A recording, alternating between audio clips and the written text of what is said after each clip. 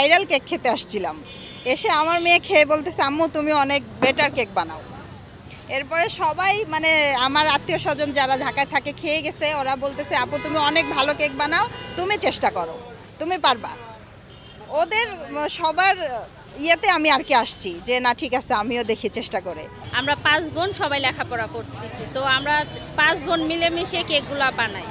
হ্যাঁ, আমাদের এখানে সব পুরোপুরি হোমমেড। 10টা আমরা 5 বোন লেখাপড়ার ফাঁকে করি, তো 10টার বেশি সম্ভব হয় না। আমরা আইটেম নিয়ে আসছি আপনার ওই যে কেক আর কি, বাটার স্কচ, তারপরে আপনার চকলেট, ব্লুবেরি আর রসমলাই, আর এই 4টা ফ্লেভার আর কি বিক্রি করতেছি।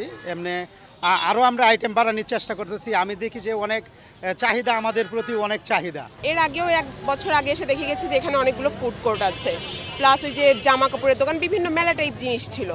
তারপরে ফেসবুকে দেখলাম রিসেন্টলি এখানে পিছনে একটা কেকের দোকানের খুব ভাইরাল ভিডিও, তার জন্য বেসিক্যালি আসা। কিন্তু ওখানে যে দেখছি প্রচুর ভিড়, ওখানে যাওয়া সম্ভব না, সেই জন্য আশেপাশে ঘুরে দেখা আর কি খাওয়া যায়, বা অন্যান্য দোকানেও যদি আমরাই না খাই তাহলে অন্যান্য দোকানের বেচাকেনা কীভাবে হবে। আমি পুরান ঢাকা থেকে আসছি, অনেক দিন ধরে মোবাইলে দেখতেছি ভাইরাল হইতেছে, এই কারণে পুরান ঢাকা থেকে আসছি। মোটামুটি ভালো, বাসার হোমমেড কিন্তু ভালো। ব্লুবেরিটা ভালো, এটার থেকে ব্লুবেরি যেটা এটা ভালো বেশি। রসমালাইটা চাইছিলাম, পাই নাই।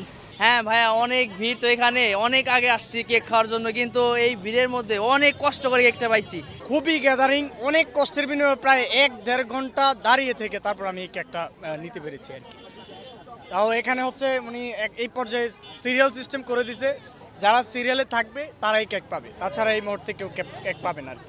আমরা 6টা নিয়েছি, দেন হচ্ছে সেগুলোর ভিতর সবগুলোর ভিতরে অতিরিক্ত মাত্রায় মিষ্টি হয়, আর হচ্ছে ভিতরে একটু শক্ত শক্ত টাইপের। কেকটা যেভাবে বলে মানুষকে যে অনেক মজা, অনেক ভালো, ভাইরাল, এসে তার বিপরীত একদম। মানে আমার কথা বলতে গেলে এক্সপিরিয়েন্স একটু মানে অত খুশি হই নাই আমি। আসলে এটা খুব বেসিক একটা টেস্ট, আমার আসলে আশাই যে ভাইয়াকে দেখে। আমিও চকলেট কেকটা খাইলাম, আসলে আমিও 10-এ 5-6 এমনই দিব, কারণ চকলেট কেকটা অ্যাকচুয়ালি যদি সত্য কথা বলি, চকলেটের পরিমাণ খুবই কম লাগতেছে, একটু সুগার সিরাপটা বেশি দিয়ে মানে অনেক বেশি পানিতে সোকড মনে হচ্ছে কেকটা। ওনাদের অনেক ভালো কেক বিক্রি হয়, আমিও 2 দিন ট্রাই করছি, বাট আমার কাছে আহামরি কিছু মনে হয় না, যেটা সত্যি কথা। তাদের ওই যে সুগারের পানিটা একটু বেশি থাকে, এত আহামরি কিছু না, ওই অ্যাভারেজ। আমি সত্যি বলতে ফ্রাইডেতে দেখছিলাম 76টা, যেটা সত্যি কথা। ভাইয়াটা যখন আসছে তখন 76টা দেখছি, একটা তাকে 60টা করেছিল। তখন আমরা 2জন গোনাগুনি করছিলাম, পরে এরপর তার ওয়াইফ আবার হচ্ছে অনেক